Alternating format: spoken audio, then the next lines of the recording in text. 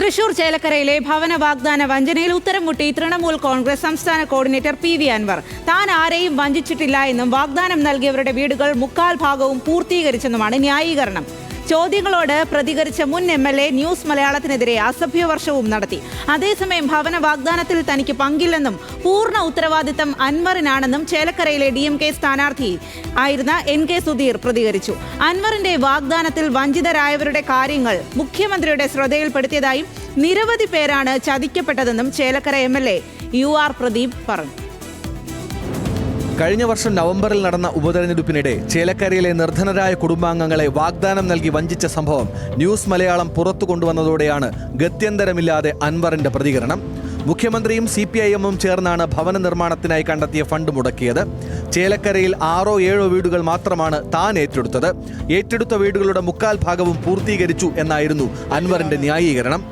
News Malayalam PV Anwar വലിയ വഞ്ചന നടത്തിയെന്ന് പറയുന്നത്, ഇത് നാട്ടുകാരോട് പിരിവിട്ടിട്ട് PV അൻവർ കെട്ടിച്ചതല്ല.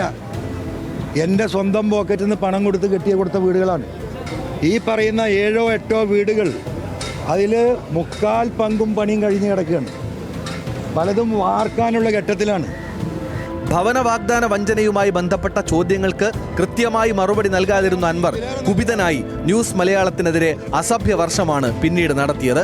KPCC നിർമ്മിച്ചു നൽകാമെന്ന് പറഞ്ഞ 1000 വീടുകളുടെ കാര്യം എന്തായെന്നും വയനാട്ടിൽ സർക്കാർ ഒരു വീട് പോലും നിർമ്മിച്ചു നൽകിയില്ലെന്നും പറഞ്ഞ് ഒഴിഞ്ഞുമാറ്റം.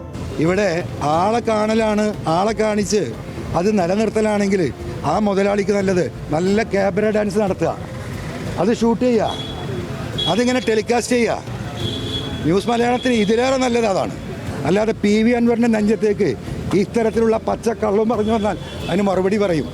അൻവർ വീടുകൾ നിർമ്മിച്ചു നൽകാമെന്ന് പറഞ്ഞ് ആളുകളെ സ്വാധീനിക്കാൻ ശ്രമിച്ചത് ശരിയാണെന്നും എന്നാൽ തനിക്കതിൽ ഉത്തരവാദിത്തമില്ല എന്നുമായിരുന്നു ചേലക്കരയിലെ DMK സ്ഥാനാർത്ഥി MK സുധീർ പ്രതികരിച്ചത്.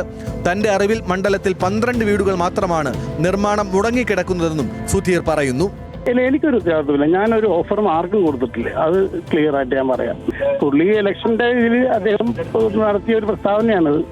അപ്പോഴാണ് നമ്മളൊക്കെ അറിയുന്നത്. സത്യം പറഞ്ഞു കഴിഞ്ഞാൽ അത് ഞാനിപ്പോഴും പറയുന്നത് ആ റെസ്പോൺസിബിലിറ്റി അദ്ദേഹം മാറില്ല. ഞാൻ പിന്നെ അദ്ദേഹത്തിന്റെ കൂടെ ഒരു 3-4 മാസം മുമ്പായിട്ട് ഞങ്ങൾ തമ്മിലുള്ള ഒരു ബന്ധം വേർപെട്ടു. പിന്നെ അതിനകത്ത് ഡെവലപ്മെന്റ്സിനെ കുറിച്ചൊന്നും എനിക്കറിയില്ല. ന്യൂസ് മലയാളം പുറത്തു കൊണ്ടുവന്ന വാർത്ത പൂർണ്ണമായും ശരിയാണെന്നായിരുന്നു ചേലക്കര MLA UR പ്രദീപിന്റെ പ്രതികരണം. വഞ്ചിക്കപ്പെട്ട കുടുംബങ്ങളുടെ കാര്യങ്ങൾ മുഖ്യമന്ത്രിയുടെ ശ്രദ്ധയിൽപ്പെടുത്തിയിട്ടുണ്ട്. ഇവരിൽ നിന്ന് അപേക്ഷകൾ സ്വീകരിച്ച് മുന്നോട്ടു പോകാൻ മുഖ്യമന്ത്രി നിർദ്ദേശം നൽകിയതായി UR പ്രദീപ് അറിയിച്ചു.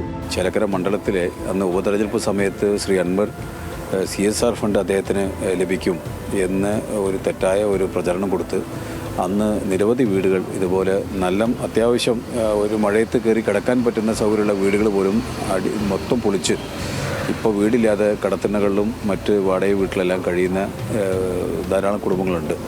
മുഖ്യമന്ത്രി പോയി കണ്ട് ഈ വിഷയം ശ്രദ്ധയിൽപ്പെടുത്തിയപ്പോൾ അദ്ദേഹം പറഞ്ഞത് എന്തായാലും നമ്മുടെ വീടുകൾ അവരെ ഒന്ന് വേഗം അപേക്ഷ കൊടുക്കാൻ വേണ്ടി ഒരു ഏർപ്പാട് ചെയ്യാൻ വേണ്ടി പറഞ്ഞിട്ട്. ന്യൂസ് മലയാളം വാർത്തയ്ക്ക് പിന്നാലെ കൂടുതൽ പേരാണ് പരാതികളുമായി മുന്നോട്ട് വരുന്നത്. ഭവന നിർമ്മാണം പാതി വഴിയിൽ മുടങ്ങിയ തങ്ങളെ സഹായിക്കാൻ സർക്കാർ തയ്യാറാകണമെന്നും പ്രശ്നങ്ങൾക്ക് പരിഹാരം കാണണമെന്നുമാണ് പ്രതിസന്ധിയിലായ മുഴുവൻ കുടുംബങ്ങളും ആവശ്യപ്പെടുന്നത്. ലെവിൻ K. വിജയൻ, ന്യൂസ് മലയാളം, തൃശൂർ.